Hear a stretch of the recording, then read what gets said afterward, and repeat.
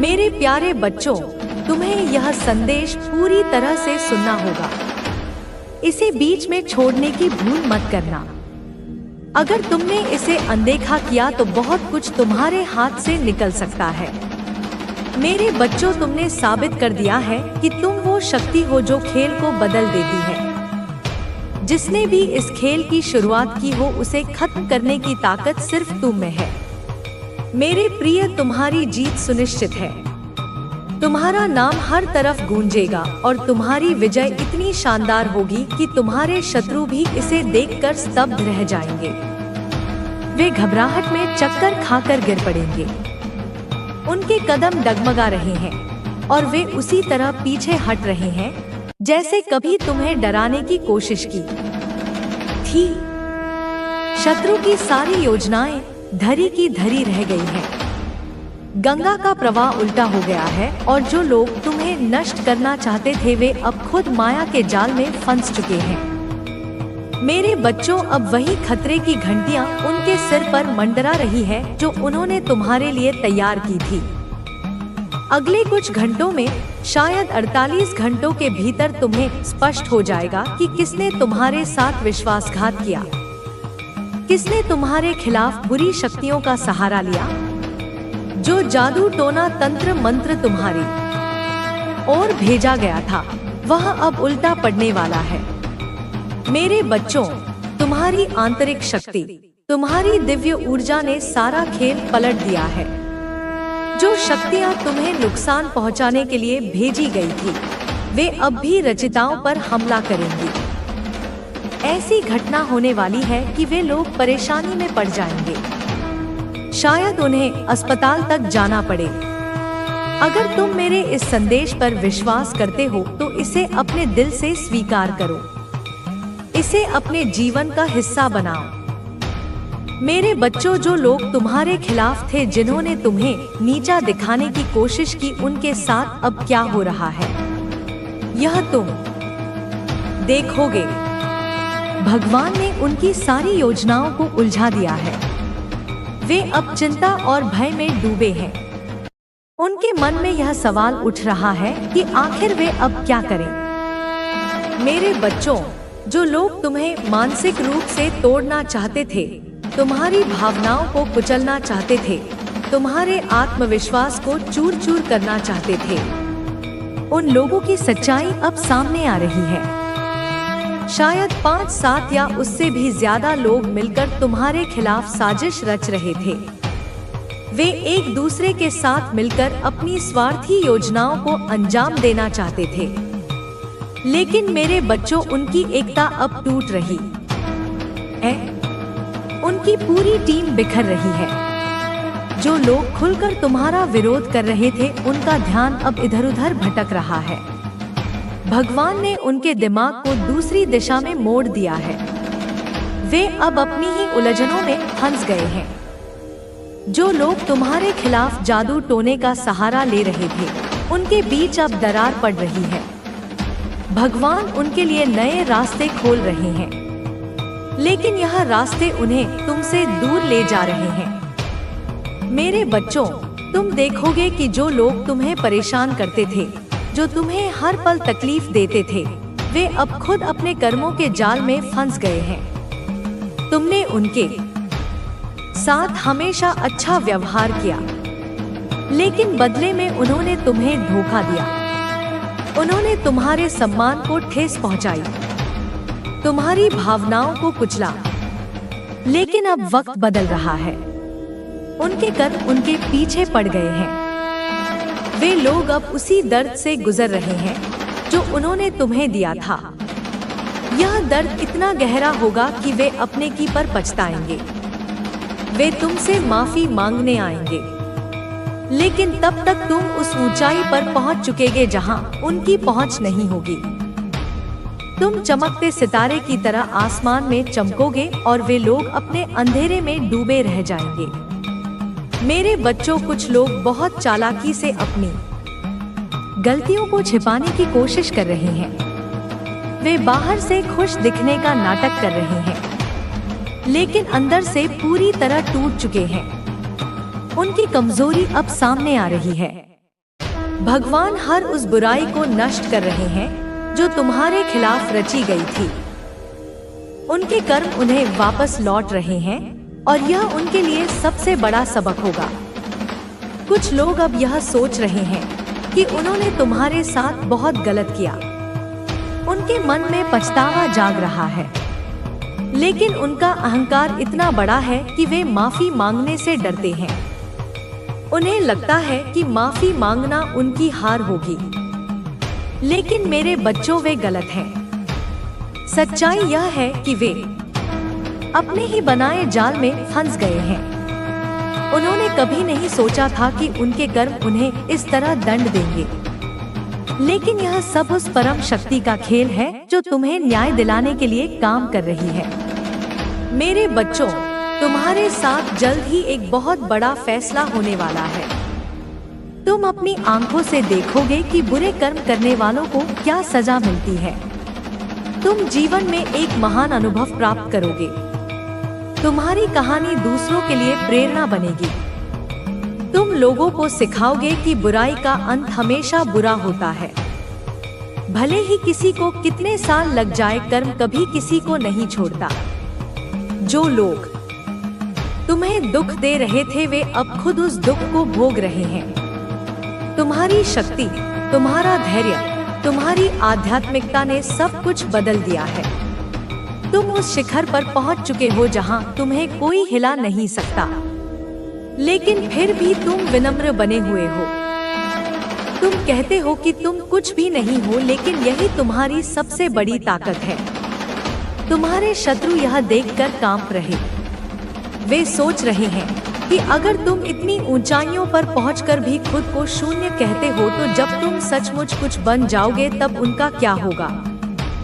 मेरे बच्चों, मेरे शत्रु हार मानने वाले नहीं थे, ढीठ थे। उनकी हताशा इतनी बढ़ चुकी थी कि बार बार वही सवाल पूछ रहे थे। कुछ तो उपाय होगा, कोई मंत्र होगा, कोई पूजा होगी, कोई बलि होगी, कुछ भी हो, हमें उसका सर्वनाश चाहिए। मेरे बच्चे, जानकार गुस्से में आ गया था। उसने अपनी आवाज ऊंची करते हुए कहा कि तुम्हें समझ नहीं आ रहा, मैं पहले ही कह चुका हूँ कि उसकी रक्षा करने वाली शक्ति है, कोई साधारण शक्ति नहीं है, और वो स्वयं काली माँ का आशीर्वाद है उस पर। लेकिन तेरे शत्रु अब भी पीछे नहीं हटे। बच्चे, वो उसको ऐसे घुमाने लगे कि हमें तो आप बता दो। उनमें से एक बोला, अगर ऐसा है तो फिर आपने हमें पहले क्यों नहीं बताया। हमने तो आप पर भरोसा किया था, हम पर इतना धन खर्च कर चुके हैं हम इन चीजों में, और अब आप कह रहे हैं कि कुछ नहीं हो सकता। जानकार ने गुस्से में कहा कि तुम्हें जितना बताया गया था वे सब तुमने किया, लेकिन तुम समझ नहीं रहे कि यह लड़ाई किसी इंसान के साथ नहीं है, ये लड़ाई दिव्य शक्ति के साथ है, और ऐसी शक्ति के आगे कोई भी तंत्र मंत्र विफल हो जाता है। अब तुम लोग यहाँ से चले जाओ। लेकिन बच्चे, उन तीनों शत्रु में से कुछ दो शत्रु तो इतने जिद्दी थे, वे जानकार को छोड़ने को तैयार नहीं थे। वे फिर बोले, हमने आप पर भरोसा किया, अब आप हमें ऐसे नहीं छोड़ सकते, हमें कुछ ना कुछ उपाय बताना जरूर है। जानकार अब और भी नाराज हो गया। बच्ची, उसने कहा कि तुम लोग मेरी जिंदगी खतरे में डाल रहे हो। मैं तुमसे पहले भी कह चुका हूँ कि मैं और कुछ नहीं कर सकता। मेरी भी बीवी बच्चे हैं, मैं अपनी जान जोखिम में नहीं डाल सकता। तुम्हारे चक्कर अगर तुमने और जोर डाला तो मैं तुम्हारे खिलाफ ही कुछ कर दूंगा। जानकार ने सोचा, बच्चे, कि अगर उसने और समय बर्बाद किया तो यह लोग उसे और परेशानी में डाल देंगे। इसलिए उसने उन्हें डराने के लिए कहा, तुम नहीं जानते कि तुमने किसके खिलाफ साजिश की है। काली माँ की कृपा वाले व्यक्ति को परेशान करने का परिणाम केवल बर्बादी है। अगर तुम लोग अपनी जान की सलामती चाहते हो तो यहाँ से चले जाओ और उससे माफी मांगो। रे शत्रु बच्चे अब और भी डरे हुए थे। उनमें से एक ने कहा कि अगर हमें माफी मांगनी पड़े, जो पड़ोसी था। बच्चे, उसने कहा, तो हम कैसे करें, क्या वह हमें माफ कर देगा। जानकार ने झूठी गंभीरता से कहा, बच्चे, कि यह सब काली माँ की इच्छा पर निर्भर करता है। अगर तुम दिल से पछताओगे तो शायद वह व्यक्ति तुम्हें माफ कर दे, लेकिन अगर तुमने कोई और चाल चली तो इसका अंजाम बहुत बुरा होगा। मेरे बच्चे, तू ही बता मुझे कमेंट में, क्या तू ऐसे शत्रुओं को माफ करेगा। अगर तू कह देगा कि हाँ माँ माफ कर दो तो मैं उन्हें माफ कर दूंगी और तू कहेगा कि माँ इन्हें तो दंड मिलना ही चाहिए, तभी यह मानेंगे। तो बच्चे मैं उन्हें दंड दूंगी, उनके कर्मों का उन्हें एहसास कराऊंगा करने लगे हैं। वह सोच रहे हैं कि उन्होंने कितनी बड़ी गलती कर दी है, लेकिन उनमें से कुछ अब भी अपनी आदत से मजबूर है। बच्ची वे नई चाल चलने की सोच रहे हैं, लेकिन तू निश्चिंत रह बच्चे, मेरी शक्ति तुझे हर संकट से बचाएगी। उनके सारे प्रयास व्यर्थ हो जाएंगे और अंत में वे अपनी हार मानकर शांत हो जाएंगे बच्चे। लेकिन अभी बच्चे इनके नक्षत्र कुछ ऐसे हैं कि यह हो ही नहीं सकता कि वो शांत बैठे। मैं देख पा रही हूँ बच्चे कि वे तीनों शत्रु अब एक जगह बैठे हैं, आपस में चर्चा कर रहे हैं। जिनमें से बच्चे एक ने तो हार मान ली है, वह कह रहा है कि हम उससे माफी मांग लेते हैं, हम पश्चाताप करते हैं काली माँ के दरबार में जाकर। लेकिन बच्चे वो दो शत्रु जो है उन्होंने उस शत्रु को और भड़का दिया है, और मतलब कि उसे उकसा दिया है कि तू क्या कर रहा है, हम उससे माफी मांगेंगे। अरे हम नहीं मांगेंगे उससे माफी, और उसे भी उन्होंने उसमें ही शामिल कर लिया है जैसे तैसे वे लाइन पर आया था बच्चे, लेकिन उन्होंने उसे और उसके काबू में कर लिया है। फिर से वो तीनों एक हो गए हैं। उनकी आवाजों में थकावट और हताशा साफ झलक रही है। बच्चे मेरे बच्चे, पता है तुझे आपस में वे क्या बात कर रहे हैं? वे आपस में तीनों बात कर रहे हैं कि तांत्रिक ने तो हमें पूरी तरह से धोखा दे दिया, उसने हमसे पैसे ले लिए लेकिन हमारा कोई काम नहीं किया, और ऊपर से जानकार भी ये कहकर पीछे हट गया कि उस पर काली माँ की कृपा है, अब हम क्या करें। दूसरा शत्रु गुस्से में कहता है बच्चे तुम लोग मुझे बेवकूफ बना रहे हो, मुझे लग रहा था कि यह सब कुछ फालतू है, लेकिन फिर भी मैंने तुम्हारे कहने पर सब किया। अब तांत्रिक और जानकार दोनों ही बेकार साबित हो गए, क्या अब हम हार मान ले। तीसरा शत्रु बच्चे तभी कहता है जो थोड़ा चालाक है। बच्चे वो कहता है कि सोचते हुए कहता है कि नहीं, अभी भी हमारे पास एक मौका है। मुझे याद है मेरे मामा जो अघोर विद्या और तंत्र मंत्र के विशेषज्ञ हैं, वे कहते थे कि हर समस्या का समाधान होता है। अगर कोई बड़ा तांत्रिक या जानकार कुछ नहीं कर सकता तो अघोर विद्या ही आखिरी उपाय है। हमें उनके पास जाना चाहिए, वे हमारी मदद कर सकते हैं।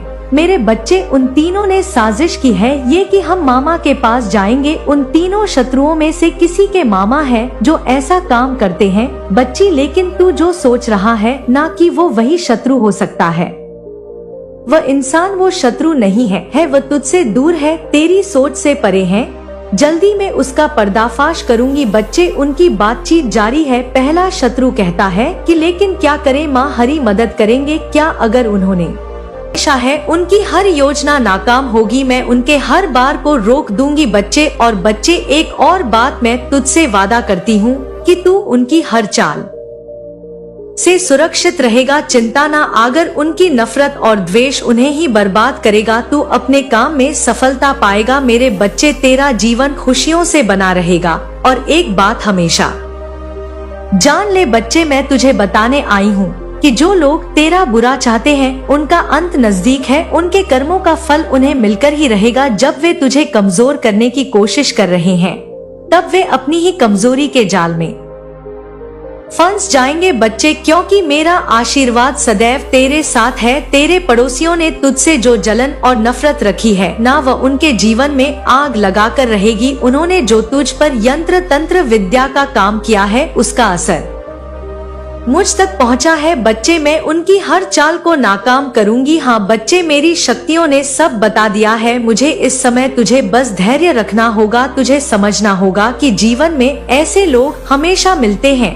तो बच्चे, तुझे सावधानी बनाए रखनी है। यह समय, इस समय बच्चे तुझे बस धैर्य रखना है और किसी से भी लड़ने की आवश्यकता नहीं है। तुझे किसी से लड़ने नहीं जाना, किसी से कुछ कहने नहीं जाना। बच्चे, तुझे बस खुद के कर्मों पर ध्यान देना है, खुद पर विश्वास रखना है। उनकी घर की जो महिलाएं जो कर रही है करने दो उन्हें, जो उनके व्यक्ति कर रहे हैं उन्हें वो करने दो। लेकिन तुम क्या कर रहे हो, तुम्हें बस यह देखना है। मैं तुझसे सब इसलिए कह रही हूँ बच्चे ताकि तू सचेत हो सके। मैं यह भी बताना चाहती हूँ कि उनकी हर कोशिश बेकार है। मैं तेरे साथ हूँ बच्चे, तू बिल्कुल मत घबरा। वे जितनी बार तुझ पर बर करेंगे उतनी बार उनकी चालें उन्हीं पर पलटी पड़ जाएंगी। बच्ची, उनकी पूजा, उनका तंत्र मंत्र और उनकी सारी नकारात्मकता तुझ तक नहीं पहुंच पाएगी। मेरे बच्चे, इस समय तुझे शांत और स्थिर रहने का होगा। तुझे किसी से लड़ने की जरूरत नहीं है। मैं बार बार कह रही हूँ, तुझे बस अपने कर्म पर ध्यान देना है और मुझ पर विश्वास रखना है। मैं उनकी हर चाल को नाकाम करूंगी तेरे सामने। बच्चे, तू खुद अपनी आंखों से देखेगा। तेरे पड़ोसी चाहे जो भी करें, वह तुझे नुकसान नहीं पहुंचा सकते। उनकी हर योजना विफल होगी। मैं तुझे ये वचन देती हूँ कि जब तक तू मुझ पर विश्वास रखेगा तब तक तुझे कोई भी कमजोर नहीं कर पाएगा। बच्चे, तू चिंता ना कर। बच्चे, तेरी काली माँ की कृपा, हाँ बच्चे, तेरी कुलदेवी माँ की कृपा और इस ब्रह्मांड की सारी शक्तियाँ बच्चे सदैव तेरे साथ है। बच्चे सदैव तेरे साथ हैं। मेरे प्यारे बच्चे, आज मैं उन प्रश्नों के उत्तर देने आई हूँ जिनका तू बेसब्र से इंतजार कर रहा था। तेरे मन में जो प्रश्न उठ रहे हैं उनका उत्तर देने आई हूँ।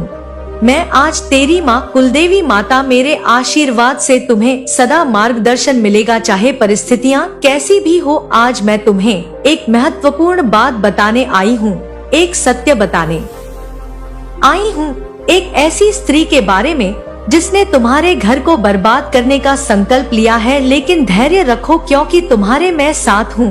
हर कदम पर चलो, मैं तुम्हें धीरे धीरे अच्छे से बताती हूँ, लेकिन इस बात को मेरी गहराई से सुनना। तुम्हारे घर में अब जो शांति भंग होने लगी है उसके पीछे किसी भारी व्यक्ति का हाथ है। यह स्त्री जो देखने में बहुत मधुर और विनम्र लगती है, असल में भीतर से ईर्ष्या, घृणा और बर्बादी का भाव रखती है। वह न केवल तुम्हारे परिवार की शांति छीनना चाहती है बल्कि तुम्हारे बीच के रिश्तों को तोड़ना भी चाहती है। इस स्त्री का नाम जो तुम्हारे जीवन में किसी न किसी रूप में पहले से ही आ चुका है और तुम उस पर शक भी करते हो, लेकिन तुमने कभी उसे इस रूप में नहीं देखा होगा। वह तुम्हारी नजर में सम्मानित देखने का प्रयास करती है। वे तुम्हारे परिवार से जुड़ी हुई है, लेकिन इसके इरादे हमेशा स्वार्थी रहे। मेरे प्यारे, अब सुनो ध्यान से मेरी बात, क्योंकि वह वही स्त्री है जो अपनी मीठी बातों से तुम्हारे परिवार के सदस्यों को धीरे धीरे अपने जाल में फंसा रही है। उसे देखना मुश्किल है क्योंकि उसका चेहरा तुम्हारे सामने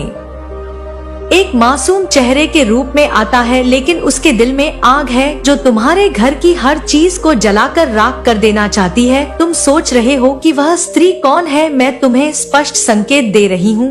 वह तो हमारे परिवार से भावनात्मक रूप से जुड़ी हुई है, लेकिन उसकी नियत गलत है। उसके पास एक ऐसा गुण है जिसे लोग आमतौर पर एक आशीर्वाद मानते हैं, लेकिन उसने उस गुण का दुरुपयोग करना शुरू कर दिया है। यह स्त्री बाहर से बहुत धार्मिक और आध्यात्मिक दिखाई देती है, लेकिन भीतर से उसका मन अंधकार से घिरा हुआ है। वह तुम्हारे परिवार के लोगों को धीरे धीरे अपने पक्ष में करने की ओर चली जाती है। वह कोशिश कर रही है ताकि वह तुम्हारे घर की नींव को हिला सके। उसके चेहरे पर एक नकली मुस्कान होती है। मेरे बच्चे, उसकी नकली मुस्कान से वह अपना इरादा छिपा लेती है और तुम्हारी बात पर कोई भी विश्वास नहीं करता है कि वह सचमुच ऐसी है या नहीं। अब तुम जानना चाहते हो कि वह कैसे काम कर रही है। देखो, वह कभी भी सीधे आक्रमण नहीं करेगी। वह छुपे तरीके से अपने शब्दों से, अपने विचारों से तुम्हारे परिवार के सदस्यों के दिलों में शंका और भय कर रही है। वह उनके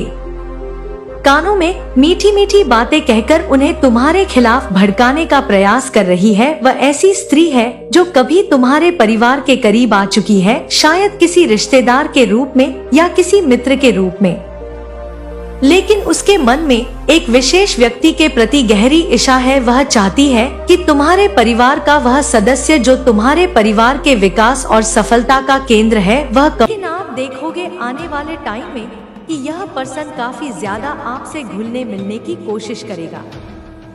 अचानक से उसकी वाणी में शहद घुल जाएगा, आपसे बात करने की कोशिश करेगा, बहाने ढूंढेगा तुमसे संवाद स्थापित करने के।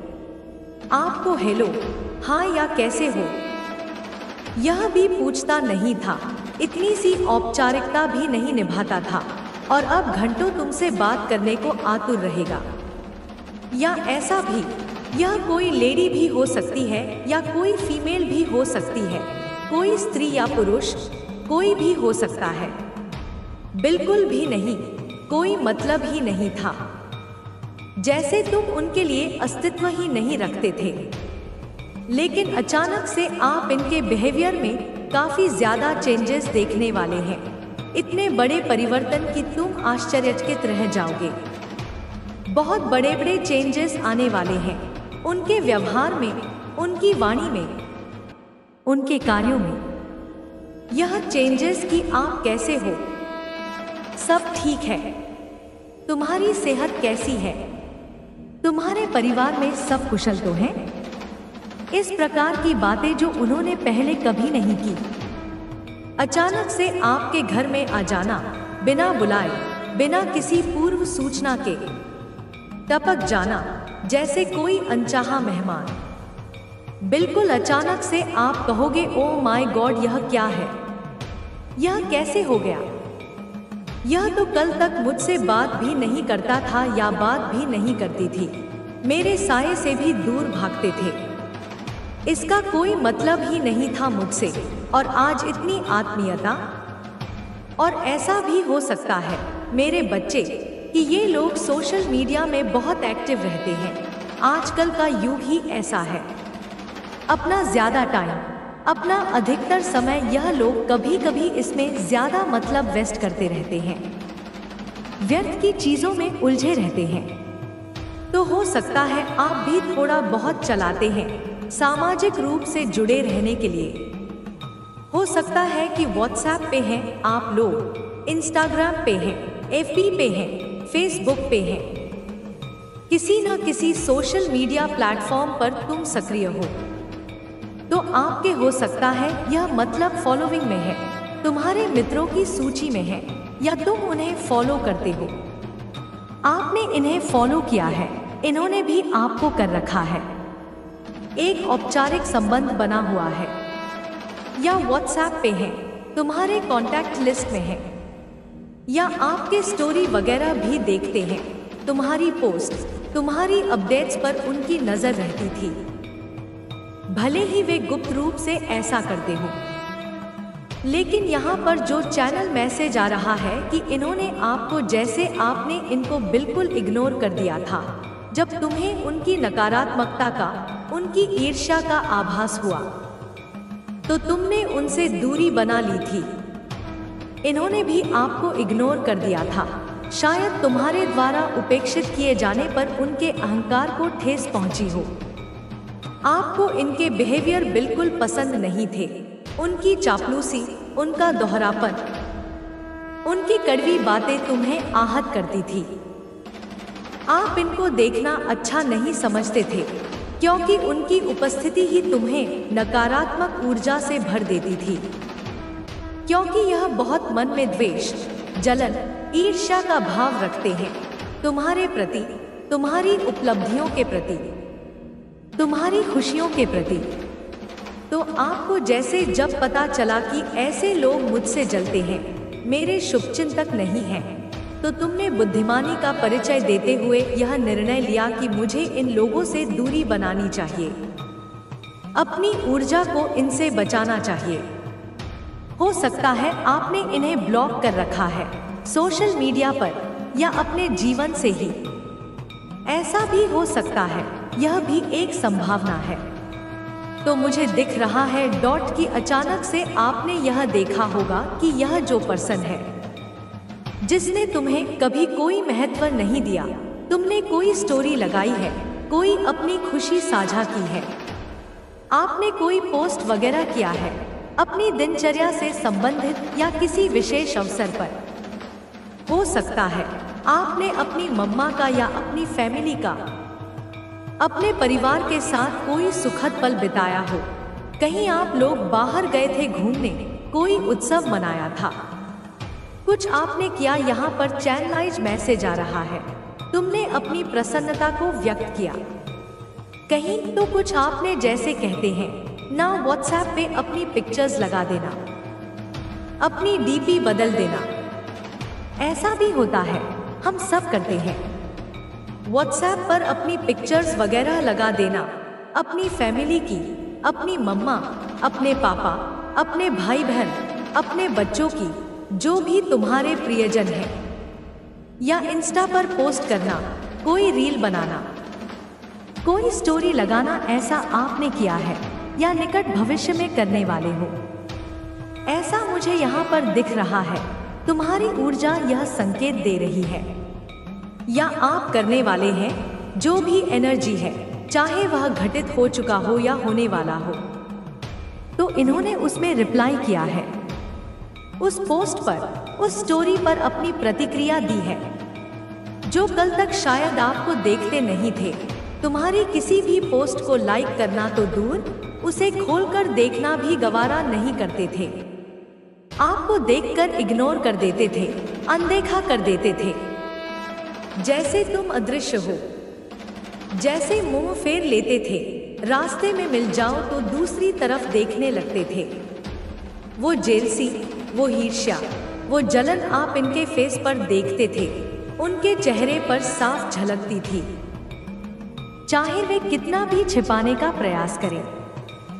वो ईर्ष्या इनके मतलब एक बिहेवियर में दिखता था, उनके हर हाव भाव से, उनकी हर बात से टपकता था, झलक जाता था, चाहे वे कितनी भी बनावटी मिठास क्यों ना घोल लें। इन्होंने अचानक से कुछ कमेंट्स किए होंगे, तुम्हारी पोस्ट पर कुछ ऐसी टिप्पणियां की होंगी जो तुम्हें आश्चर्य में डाल देंगी।